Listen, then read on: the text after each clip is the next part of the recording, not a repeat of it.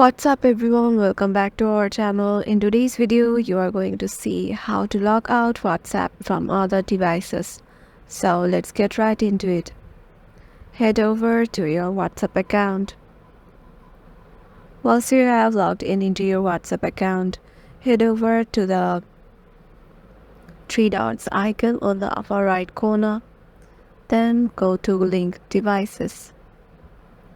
Here you will be able to see the places or devices in where your WhatsApp is currently logged in on web or maybe on application.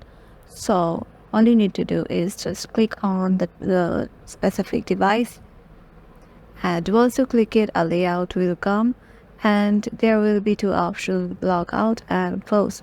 If you click on log out, your WhatsApp account on that specific device will be logged out, and if you click on close, that will be remained logged in.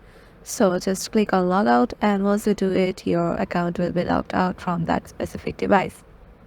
And this is how you can just log out from your phone from the other devices of WhatsApp.